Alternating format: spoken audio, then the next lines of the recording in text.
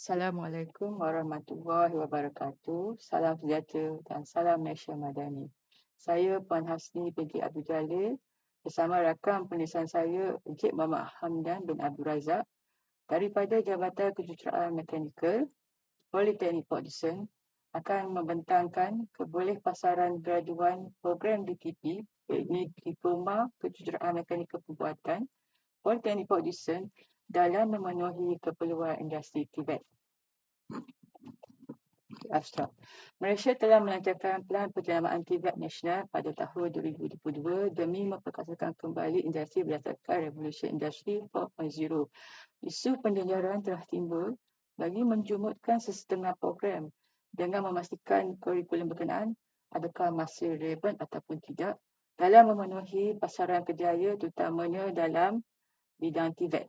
Penghasilan graduan dalam bidang DTP iaitu Diploma Kejuruteraan Mekanikal Tempatan dari tahun 2018 hingga 2022 telah dikaji bagi melihat trend pencapaian graduan adakah ianya menepati keperluan dan kehendak di dalam industri. Faktor yang perlu diteliti adalah kadar kebolehpasaran, gaji yang diperolehi dan tempoh mendapatkan pekerjaan setelah mereka menceburi alam pekerjaan. Kajian ini menggunakan kaedah soal sidik yang dijalankan secara atas talian melalui laman rasmi grad.mohir.gov.my yang telah dijawab oleh graduan sebelum dan semasa Media Communication diadakan. Dengan pengukuran 3 indikator ini, telah dilihat bahawa program DTP ini masih relevan dan perlu diteruskan di Politeknik Port Dickson. Pengenalan. Diploma Kejuruteraan Mekanikal Pembuatan DTP telah direka sebagai sebahagian daripada disiplin kejuruteraan mekanikal untuk memberikan penumpuan pada sistem pembuatan reka bentuk, pengeluaran dan pemesanan. Kajian semakkan satu graduan yang telah dijalankan oleh Kementerian Pendidikan Tinggi terhadap graduan Institut Pendidikan Tinggi adalah untuk mengetahui status pekerjaan terkini graduan-graduan setelah mereka menamatkan pengajian di satu statistik pendidikan tinggi. Jadi isu penjarahan ini adalah satu tindakan yang perlu dilaksanakan oleh pihak Jabatan Pengajian Politeknik dan Kolej Komuniti untuk mengkaji dan menapasti kedudukan sesuatu program pengajian sama ada perlu dilaksanakan, diteruskan ataupun tidak. Untuk sejarah, DTP telah bermula di Politeknik Port Dickson pada tahun 1993 dan pada tahun 2019 program ini telah menerima pengiktirafan daripada ITEC, satu badan akreditasi daripada Buat Engineering Malaysia, dan program ini telah melahirkan seramai 2,958 sepanjang pertubuhan program ini di Politeknik Port Dickson. Penyataan masalah. Pihak JPKK telah mengadakan mesyuarat penjajaran di Politeknik Tun Syed Nasir Syed Ismail di Pagu, Johor pada penghujung tahun 2022 untuk mengenal pasti kerelevanan program di Politeknik Malaysia seiring perancangan RMK 12. Antaranya adalah mengenal pasti masalah yang dihadapi seperti kekurangan enrolment pelajar, kesediaan matrikal untuk menggaji graduan, tiada pasaran kerja, tidak relevan dengan pelan dan hala tuju negara. Hasil pelaksanaan proses ini akan menentukan kedudukan bahawa sama ada program ini perlu diteruskan ataupun dijumutkan. Bermula tahun 2021, enrolment kemasukan pada DP telah turun secara mendadak ketika berlakunya COVID-19. Ketika sesi 2 2021-2022 dan sesi 2 2022 dan 2023, enrolment kemasukan pada DP adalah sifar. Oleh itu, satu maklum alas berkaitan dengan graduan seperti kadar kebolehpasaran, pendapatan bulanan graduan dan jangka masa sebelum graduan mendapat pekerjaan diperlukan oleh pihak pengusaha untuk membuat keputusan penjajaran program. Jadi ini adalah satu kajian literasi yang telah dijalankan, telah dibuat. Kajian diperlukan untuk menapasti kerelevanan suatu program yang memenuhi pasaran tenaga kerja dan era IR 4.0. Dapati trend kebolehpasaran dan pendapatan bulanan graduan bekerja boleh jadikan satu ukuran kerelevanan bidang graduan tersebut. Ini daripada Allahyarham Isfah Kamal pada tahun 2019. Terdapat hubungan yang signifikan dalam pembangunan kerjaya, gaji dan faedah dan reputasi majikan di dalam keutamaan graduan dalam memilih pekerjaan hasil kajian daripada Rashda, Laila dan Muhammad Syabri tahun 2020. Daripada Rushida 2019, tahap gaji adalah merupakan faktor penting dalam taraf kehidupan masyarakat global masa kini. Kerana sahabat tahun, ekonomi negara yang meningkat akan menjadi keperluan hidup dan selayaknya diberikan kepada graduan yang memegang status diploma tersebut. Maknanya kalau pelajar itu adalah berstatus diploma, kenaikan gaji itu mestilah selayaknya untuk mereka yang berkelulusan diploma lah. Daripada Nur Ida Yushafizah, kualiti graduan tidak boleh diukur hanya kebolehan graduan tersebut di dalam menempatkan diri dalam sistem pekerjaan. Tapi adalah penting kebolehan mereka dalam mendapatkan pekerjaan yang sepadang dalam bidang pengajaran yang mereka ikuti dan kemahiran yang mereka miliki. So, faktor graduan bekerja dalam bidang akan memegang peranan penting dalam kajian kita. Objektif kajian. Mengenal pasti kebolehpasaran graduan DTP setelah menamatkan pengajaran di politeknik dan memasuki dunia pekerjaan. Hasil dapatan kajian ini akan dijadikan indikator kepada kerelevanan bidang mekanikal pembuatan di Politeknik Port Dickson. Skop kajian kami adalah bertumpu kepada graduan DTP yang menghadiri Majlis Convocation pada tahun 2018 hingga tahun 2022 sahaja. Sebab ada 3 skop yang kita letakkan di sini, iaitu kebolehpasaran graduan DTP tahun 2018 hingga tahun 2022. Kemudian gaji bulanan yang diterima oleh graduan DTP daripada 2019 hingga tahun 2022 dan tempoh graduan mendapat pekerjaan daripada tahun 2018 hingga tahun 2022. 3 indikator inilah yang kita akan, skop inilah yang kita akan buat dalam kajian tersebut. Metodologi kajian, seramai 250 orang graduan telah dipilih untuk kajian ini. Kajian ini menggunakan data daripada SKPG dan dianalisis menggunakan peperiksaan SPLS. Soalan yang diberikan adalah berbentuk aneka pilihan, so graduan perlu mengisi soal sidik dalam talian setelah mereka menghadiri convocation pada tahun tersebut. Hasil daripada analisis data ini akan digunakan untuk tujuan penulisan kajian. Dapatan kajian. Yang pertama, peratus kebolehpasaran graduan diploma kejuruteraan mekanikal pembuatan Politeknik Port Dickson tahun 2018 hingga tahun 2022.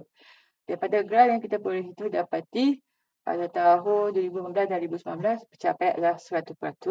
Tahun 2020 telah menurun sebanyak 93%. Tahun 2021 dan 2022 maintain 91.8%. Ada penurunan sedikit lah pada 3 tahun tersebut. Namun begitu, berdasarkan kamus KPI Politeknik Port Dickson, kebolehpasaran tersebut telah mencapai KPI yang telah ditetapkan, iaitu pada tahun 2018 90%, 2019 90%, tahun 2020 80%, tahun 2021 80% dan tahun 2022 ialah 87%. Secara keseluruhan, 9% kebolehpasaran BTP adalah mencapai dan melepasi sasaran KPI yang telah ditetapkan.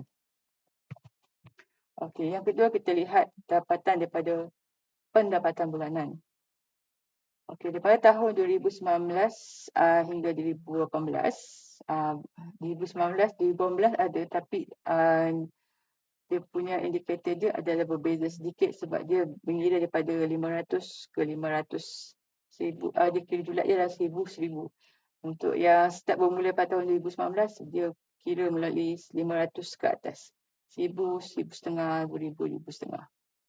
Kalau di 2019 dikira selang tu adalah 1,000 lah. So kita tak ambil di 2019, kita ambil di 2019. Supaya senang untuk kita dapatkan dia punya purata.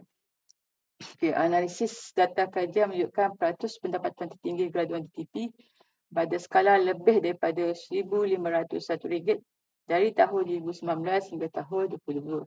Nilai peratus bagi kumpulan pendapatan tersebut pada tahun 2019 ialah 60.4%, tahun 2020 ialah 74.1%, tahun 2021 ialah 51.9% dan tahun 2022 ialah 99.3%.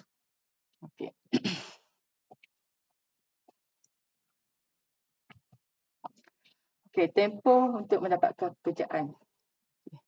Daripada graf, daripada jadual yang kita perolehi, tahun 2018, graduan DTP kita ambil tempoh bawah 6 bulan. Bawah 6 bulan. Graduan TP mendapat kerja yang bawah 6 bulan ialah 96.25% daripada 53 orang.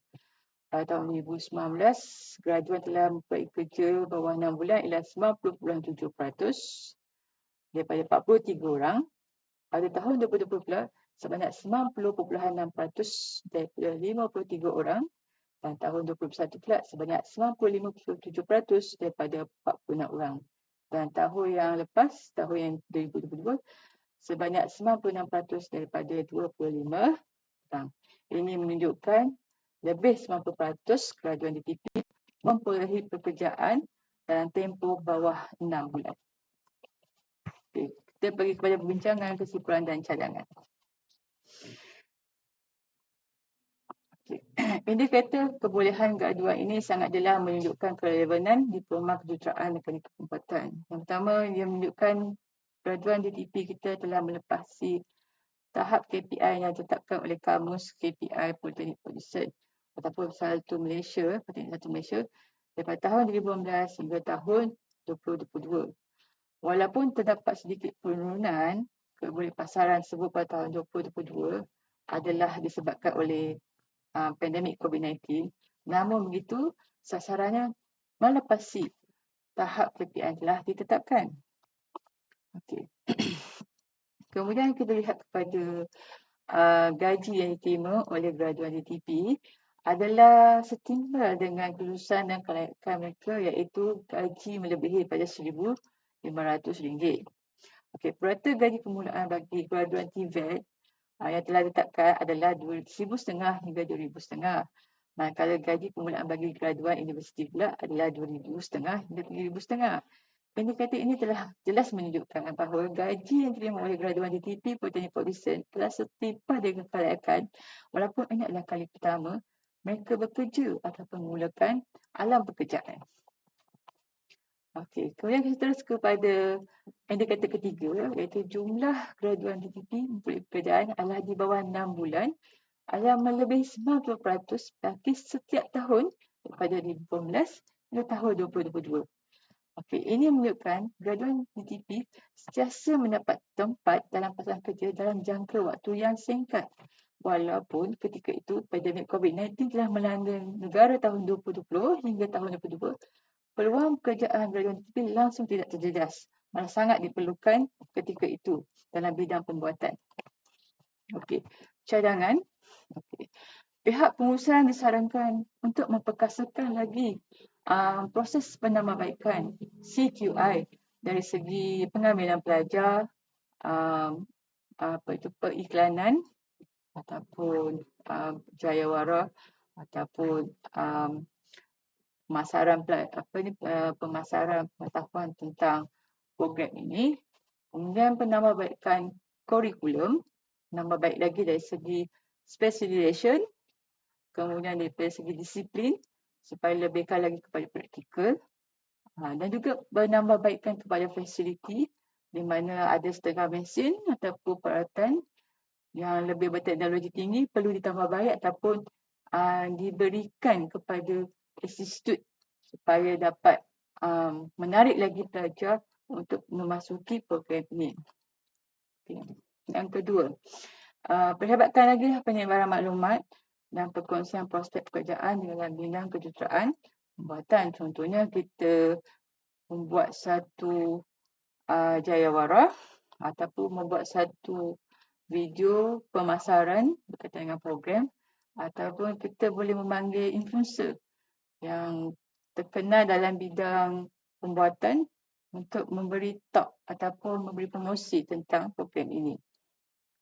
Contohnya saya boleh berikan ialah figura yang terkenal iaitu Karami sebab beliau merupakan graduan mekanikal dalam bidang pembuatan. Yang ketiga adalah memberikan pendedahan terutama kepada pelajar sekolah supaya dapat menarik mereka memilih bidang ini. Pilihan mereka untuk sama belajar setelah mereka menamatkan kerja pelajaran Malaysia. Okey, itu sahaja yang dapat saya tentangkan di sini. Saya mengucapkan banyak terima kasih. Sekian. Assalamualaikum warahmatullahi wabarakatuh.